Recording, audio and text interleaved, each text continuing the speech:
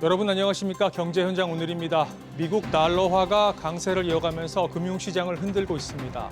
원달러 환율은 어제 연고점을 경신한 뒤 오늘은 다소 진정되는 모습인데요. 하지만 추세적인 강달러 흐름 속에 이에 대응해야 하는 우리 경제와 주식시장은 불안합니다. 이웃나라 일본도 엔화 가치 급락에 따른 충격파가 큰데요. 오르는 달러와 내리는 엔화, 이 흐름을 어떻게 타야 하는지 오늘 집중 진단에서 자세히 짚어보겠습니다. 경제 현장 오늘 지금 시작합니다.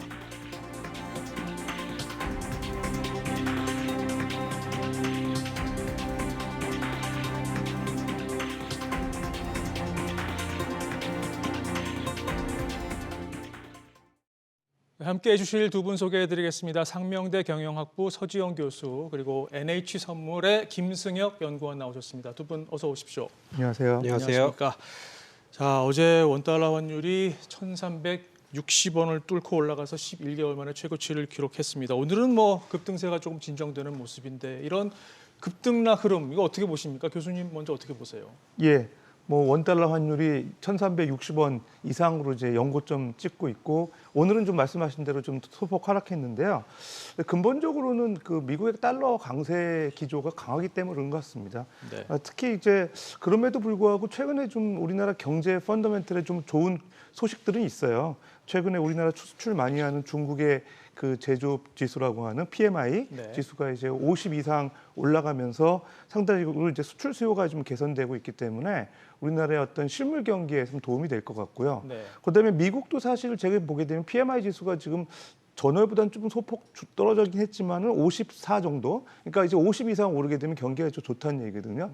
그러니까 우리나라 자동차 수출도 많이 하고 있기 때문에 실물 경기에는 도움이 되기 때문에 네. 우리나라 경제에서 주요한 비중 차지하는 이제 무역 수지의 흑자에도 상당히 도움이 되는 그런 소식이게 되면 원화 강세 쪽으로 갈 수 있는데 네. 이제 문제는 이제 달러 인덱스가 최근에 한 107까지 가면서 글로벌 달러 강세를 유지하고 있고 무엇보다 중요한 게 이제 미국 채권 시장에서의 금리 인상이에요. 네. 국채 금리가 지금 그 10년물, 30년물 이렇게 장기 국채가 각각 4.8%, 5% 육박하는 이런 수준으로 가기 때문에 전체적으로 그 미국의 그 투자 자금들이 많이 몰리면서 채권 시장으로 네. 전체적으로 달러 강세에 견인하는 그런 상황이 결과적으로 원달러 환율을 이제 올리고 있지 않나. 거기에 또 연준 의장 포함한 연준 의원들이 미국의 이제 긴축 기조가 장기화될 거라는 전망을 계속 시사하면서 네. 전형적으로 달러가 강세 쪽으로 가면서 우리나라의 원달러 환율 약세로 원달러 환율 상승으로 네. 이렇게 유도하는 게 아닌가 생각됩니다. 그렇군요.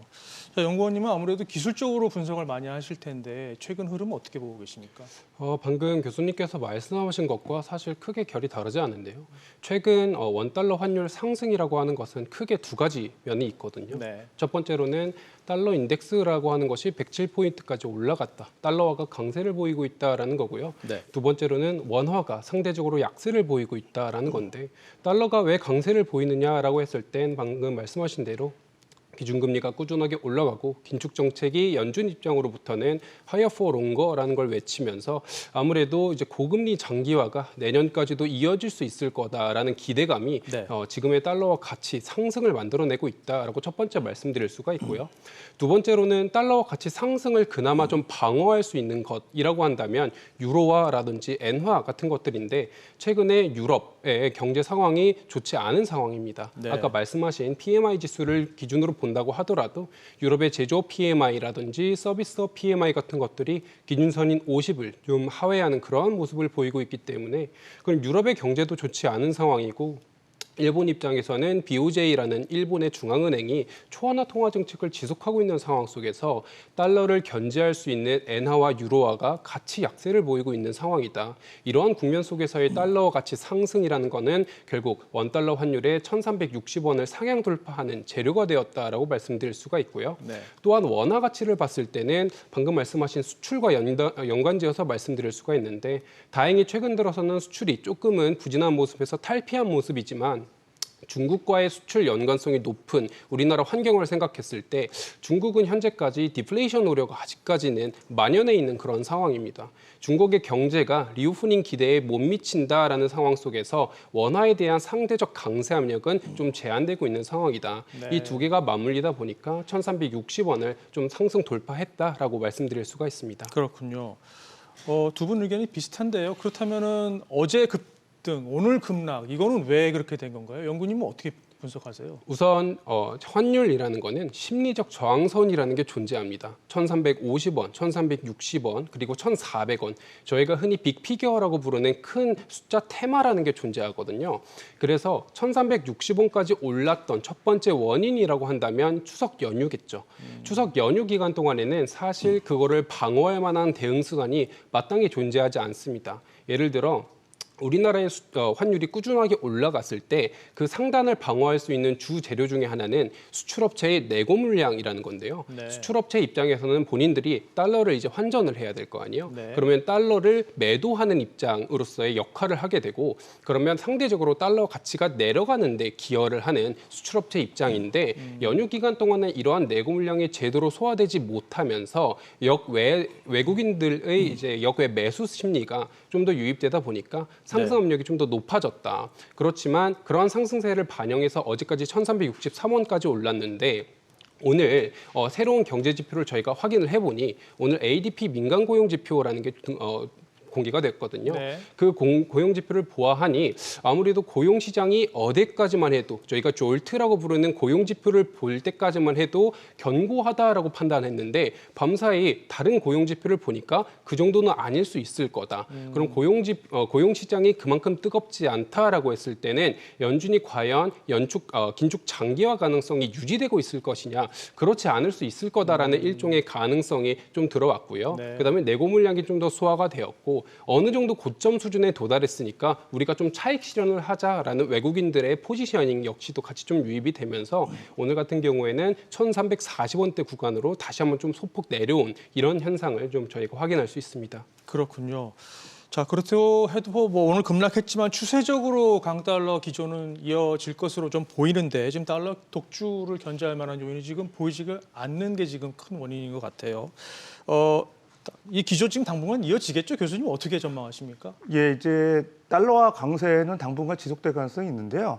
특히 이제 채권 시장을 보게 되면 가능성이 높습니다. 왜 그러냐면 미국 채권 시장이 지금 국채 시장에서 장기 그 국채 금리가 상승세가 속도가 단기 국채 금리보다 빠르게 진행되는 이른바 이제 그 베어 스티프너 현상이 생기고 있거든요. 네. 그 베어 스티프너라는 것은 기본적으로 이제 장기 국채 금리가 단기 국채 금리보다 빠르게 인상하면서 전체적으로 금리가 상승하는 그런 현상을 얘기하거든요. 네. 그러니까 수익률 곡선이 가팔라지는 그런 것들이죠. 그러니까 이렇게 평탄화 과정이 아니라 금리가 이제 높아지는 그런 현상이 있는데 네. 결과적으로 장기 국채물에 대한 그 수요가 줄어들면서 국채 가격이 떨어지는 데 문제가 있는 거죠. 네. 이제 국채 가격이 떨어진다는 거는 앞으로 금리가 계속 오를 거라고 생각하는 거죠. 경기가 더 좋아지니까 경기 좋아지는 거에 따라서 단기 금리 위주로 단기 국채 위주로 이제 매수를 하고 장기 국채에 대한 수요가 줄어든다는 얘기거든요. 네. 그럼 내년까지 또 경기가 미국 경기가 나쁘지 않다고 이제 투자자들이 판단하고 있는 거예요. 네. 그런 요인들이 결과적으로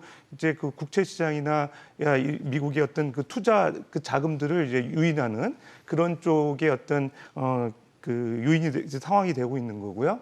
전체적으로 봤을 때 지금 달러 강세와 관련돼서도 지금 전반적으로 유가하고도 좀 관련이 있습니다. 석유 가격을 지금 한 100불까지는 안 가고 좀 90불 좀 밑으로 떨어졌는데 대체적으로 이제 석유 결제 통화가 이제 달러거든요. 네. 달러다 보니까 이제 고유가 상황이 되면서 달러에 대한 그 결제에 대한 부담을 느끼는 국가들이 많기 때문에 최근 들어서 이제 유가가 좀 떨어지면서 전체적으로는 이제 달러 강세는 계속 좀 유지되는 그런 현상도 좀 생기거든요. 네. 결론적으로는 이제 앞으로 지금 그 달러 인덱스가 107까지 올랐고 그다음에 지금 그 미국 그 선물 시장에서 보게 되면 달러와 선물에 대한 투기 매수 포지션 그게 이제 9월 들어서 순매수 포지션으로 이제 전환됐거든요. 그만큼 장기적으로 이제 달러에 대한 투자 수요가 많다 이렇게 볼 수 있을 것 같습니다. 그 달러 수요가 많다는 거는 미국의 그 안전자산에 대한 투자 선호 심리가 강해진다는 거기 때문에 네. 결국 채권이나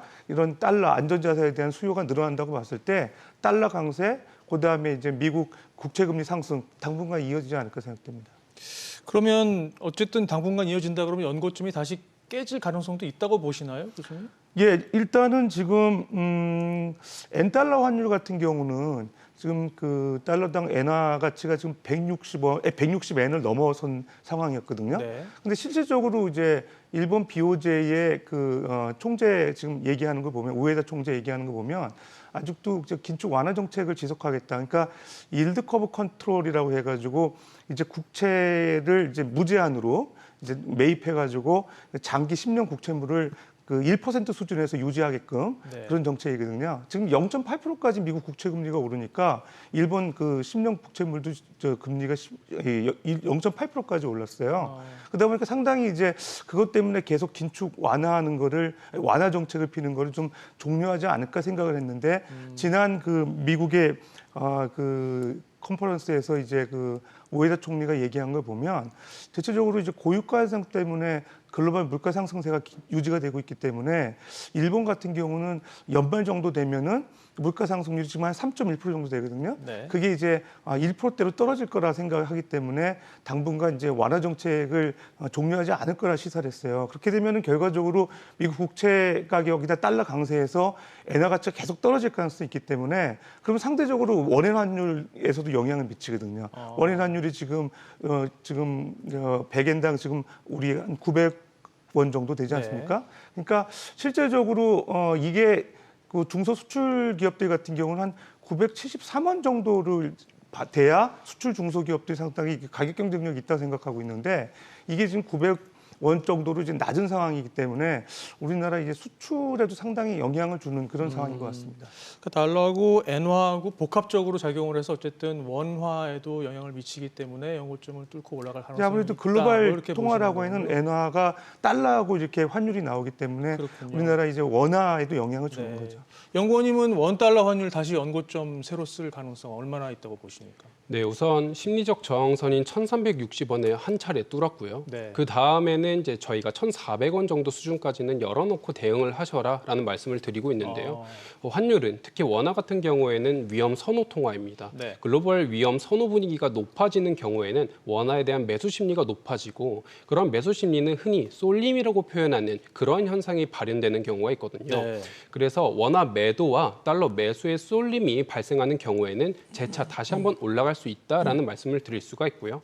아까 교수님께서 말씀하셨듯이 미국의 10년물 채권 금리가 최근에 4.8%까지 올라갔던 상황입니다. 네.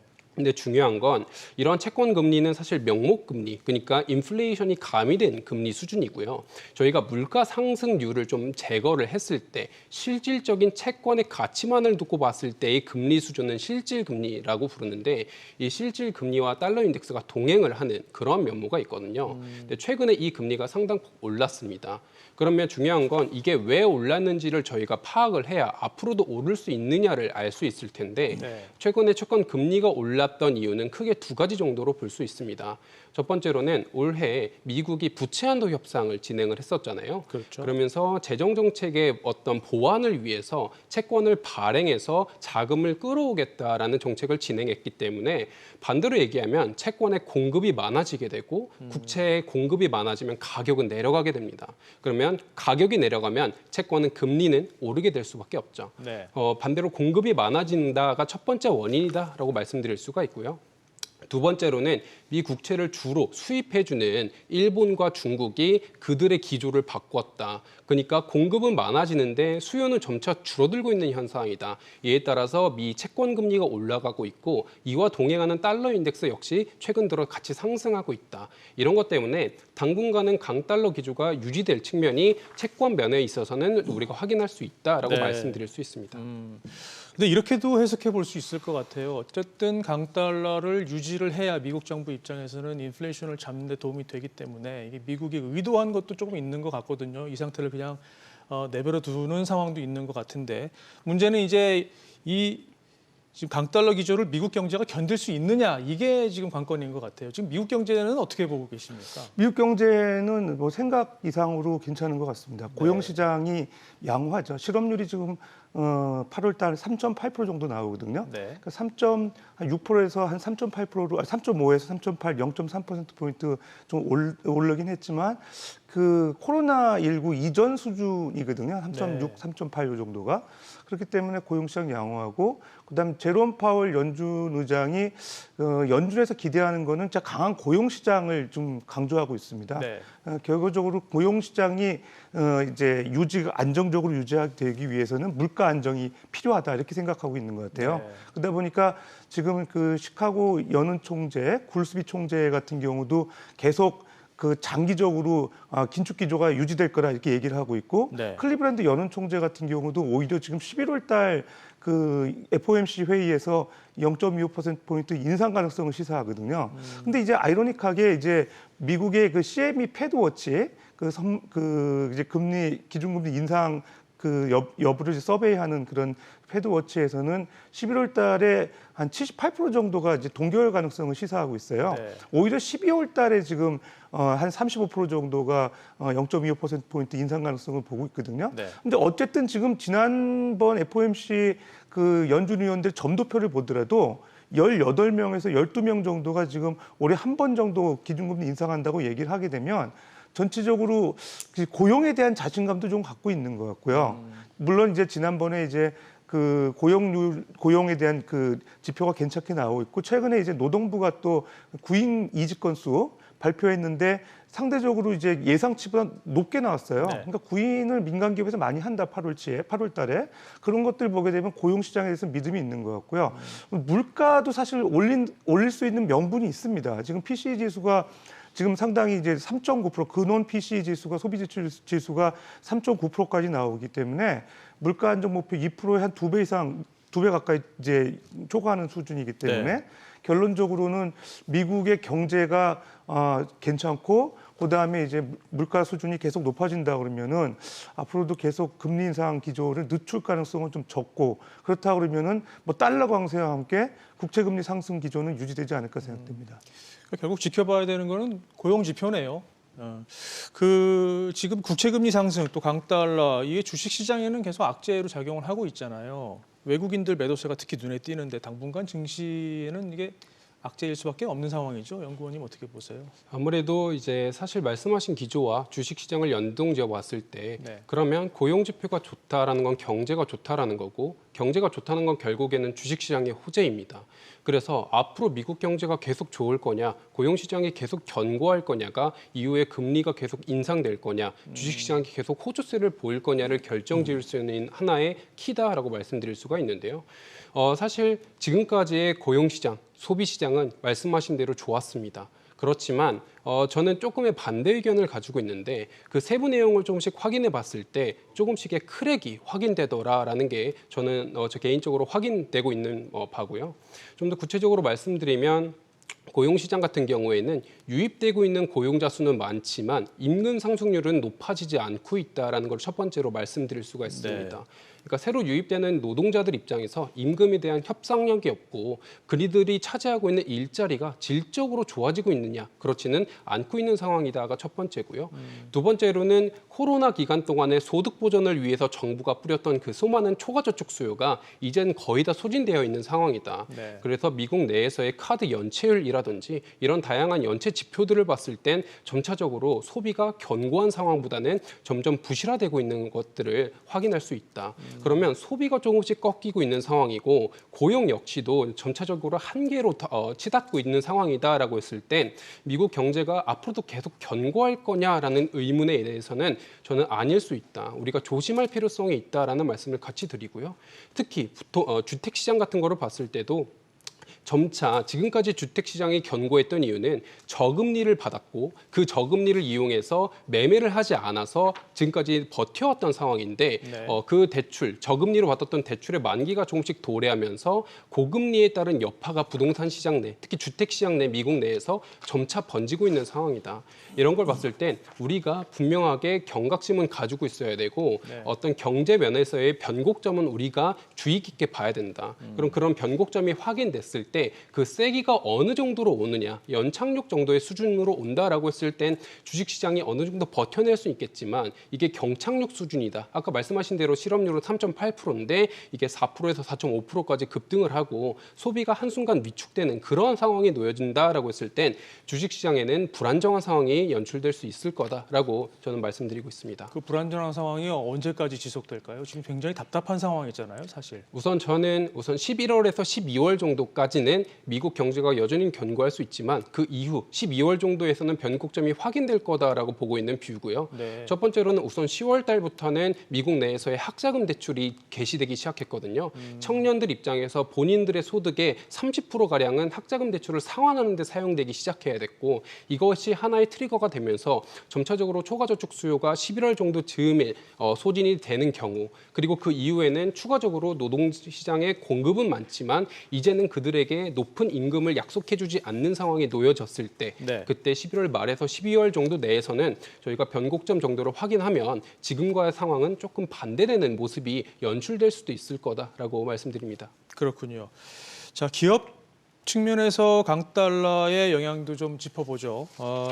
물론 수출이 긍정적으로 작용할 수 있는데 사실 이게 양날의 칼 아니겠습니까? 수입 물가는 올라가니까 또 이게 부정적인 영향을 미칠 수 있을 것 같아요. 교수님 보시기에 강달러가 결국은 우리 수출 또 경제 전반에 걸쳐서 이게 좋은 겁니까? 나쁜 겁니까? 어떻게 해석을 하고 계세요? 글쎄요. 일단은 지금 그 무역 수지 이제 흑자 폭이 4개월 연속 진행되고 있거든요. 네. 근데 이제 수출이 많이 돼가지고 이제 무역 수지 흑자가 아니라 이제 수출 이제 감소한 것보다 수입 감소가 크기 때문에 무역 수지 네. 흑자예요. 그러니까 사실 그 좋은 건 아닌데 이제 고유가가 사실 에너지 이제 그 수입액 줄이는 게 이제 무역 수지 흑자입니다. 네. 대기업들 같은 경우는 지금 강달러가 그렇게 좋은 것 같진 않아요. 왜 그러냐면은 일단은 그 특히 우리나라 그 자동차 그다음에 석유화학 뭐 이런 쪽에 주력 상품들이 있는데 네. 주력 수출 그런 분야들이 있는데 그런 쪽 같은 경우는 지금 강달러가 지속됐을 때 원자재 수입에 상당히 비용 부담이 되는 것 같고요. 네. 전체적으로 또 문제가 강달러라고 하면 우리나라 가격 경쟁력이 생겨서 수출 물량이 늘어나는 효과가 있었는데 네. 지금 엔화 가치가 떨어진다는 것도 사실 가격 경쟁력 확보에 좀 어려움이 있는 것 같아요. 네. 특히 이제 그 자동차 부문 이런 그 수출 같이 경쟁하는 일본의 이제 엔화 가치가 떨어진다는 게 이제 좋은 소식이 아닌 것 같고요. 네. 특히 중소기업 같은 경우도 최근에 그 중소기업 중앙회가 그 한 304개의 수출 중소기업 대상으로 해서 서베이한 게 있는데 강달러가 지속이 될 때 어떤 문제가 있겠느냐 그런 질문이었던 것 같습니다. 네. 실질적으로 이제 고환율이 원자재 가격 인상으로 비용을 증가시킨다. 그거에 문제점을 제시하고요. 그다음에 해외 영업이익, 해외에서 벌어들인 영업이익을 이제 원화로 환산할 때 환차손이 생기기 때문에 결과적으로는 영업이익을 줄일 수 있다. 그다음에 또 세 번째는 수출 물량이 늘어나는 대신에 그 바이어들이 거래처에서 오히려 단가를 더 인하할 가능성이 있다. 그다음에 이제 달러로 결제해야 되는 그런 그 물류비 이런 것들에 대한 부담. 이런 것들을 상당히 이제 강조하고 있거든요. 네. 결론적으로 중소기업들이 원하는 원달러 환율의 적정 수준은 1,262원이라고 이렇게 답을 했고요. 원인 환율 같은 경우도 지금 아까 말씀드린 바와 같이 그 100엔당 973원. 그다음에 실질적으로 그 이런 고환율이 특히 중소 수출하는 그런 기업들 네. 상당히 이런 쪽에 부담으로 되기 때문에 반드시 좋다고는 할 수 없죠. 근데 가격 경쟁력이 있기 때문에 수출 물량 늘어나는 건 어느 정도 호재인데 네. 이제 일본의 엔화 가치가 떨어진다는 건 사실 이렇게 그 부분을 상쇄하는 그런 역할을 하고 있는 것 같습니다. 정부는 어쨌든 수출에 기대서 하반기에 갈수록 좋아져서 결국은 올해 경기가 상저하고를 나타낼 것이다라고 기대를 했어요. 아직 유효하다고 얼마 전까지만 해도 그렇게 밝혔는데 지금 현 시점에 봤을 때 강달러 또 여러 가지 어떤 그 대외적인 여건을 봤을 때 이게 현실화될 가능성이 있어 보이십니까? 불확실할 것 같습니다. 일단은 정부가 최근에 9월 무역수지 동향 발표를 한 거에서 보면 반도체 생산 뭐 일종의 무역수지 흑자가 나오고 네. 수출 감소세가 좀 둔화됐죠. 전년 동월 대비면 4%대까지 이제 줄였거든요. 수출 감소세를. 그런 것도 상당히 긍정적이고 특히 이제 8월 산업 생산이 상당히 개선이 됐기 때문에 정부의 뭐 상저하고 전망이 어느 정도 맞을 수도 있다 이렇게 볼 수도 있는데 문제는 이제 소비 부진 지속입니다. 소비 민간 소비가 우리나라 경제에서 차지하는 비중이 어느덧 뭐 50% 가까이 차지하고 있는데 네. 2개월 연속 감소세거든요. 근데 이유를 좀 찾아보면 그런 것 같습니다. 최근에 이렇게 추석 연휴도 많고 연휴가 있고 그다음에 또 그 일본으로 이제 그 엔화 가치가 떨어지니까 여행도 많이 가고 하는데 전체적으로 이게 여행 수요가 많다 보니까 국내에서 이렇게 내구재 소비를 좀 많이 늘리지 못하고 있는 거 아니냐 이렇게 평가하는 분들도 있는 것 같고 네. 전체적으로 이제 민간 소비가 위축되는 것 때문에 글쎄요 상저하고가 가능할지 좀 지켜봐야 되지 것 같고 그다음에 민간 소비가 되살아난다 그러면 정부가 이제 강조하는 이런 그 상저하고의 가능성도 있다 생각됩니다. 좀 지켜봐야 된다라고 말씀해 주셨고요. 자, 투자적인 관점에서 만약에 지금 이 강달러 기조를 좀 타서 뭔가 좀 투자를 해보고 싶다라고 했을 때 지금 들어갈 수 있는 타이밍인가요? 어떻게 보세요? 제가 아까 말씀드린 것과 좀 맥을 같이 하는 질문 같으신데요.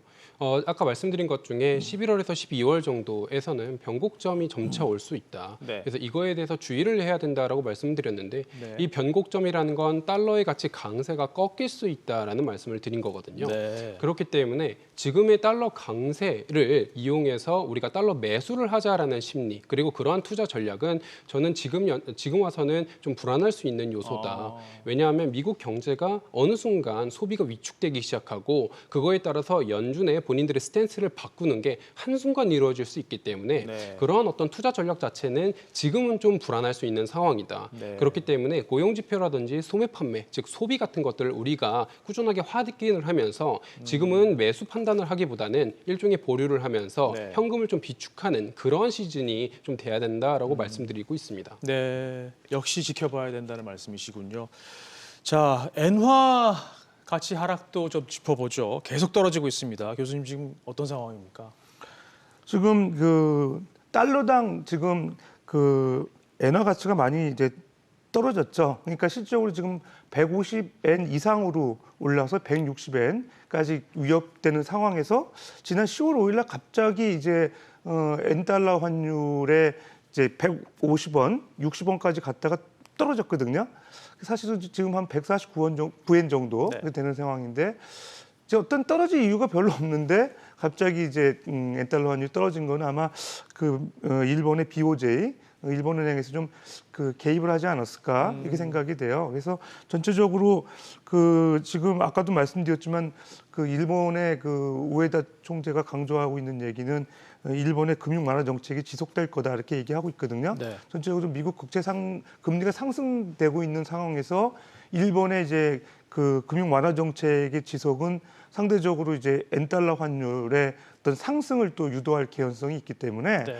전체적으로 이제 일본의 엔화 가치 떨어지는 거는 장기적으로는 불가피할 거다 이렇게 생각이 되고요. 네. 다만 지금 일본의 이제 물가 상승세가 사실 3.1% 아까도 말씀드렸지만 낮은 수준은 아니에요. 일본도 지금 물가 목표 2% 고려하고 있거든요. 네. 3% 정도니까 낮지는 않은데 이제 문제는 이런 그 물가 상승세를 추세적으로 보지 않고 일본 우에다 총재는 이제 일시적인 현상이다 이렇게 보는 것 같아요. 네. 아까도 말씀드린 바와 같이 글로벌 이런 그 원유 공급에 대한 차질 때문에 글로벌 물가 상승세의 편승해서 일본 물가가 일시적으로 오르는 현상이다 이렇게 보는 것 같습니다. 그러다 보니까 지금 아까 말씀드렸던 YCC 일드 커브 컨트롤 정책, 그러니까 이제 장기 국채를 무제한으로 이제 매입해가지고 이제 10년물 국채 금리를 1% 이내로 이제 유지하는 정책, 그 정책이 이제 지속된다고 봤을 때 뭐 엔화 가치가 올라갈 개연성은 별로 없죠. 그리고 그 동안에 이제 일본이 이제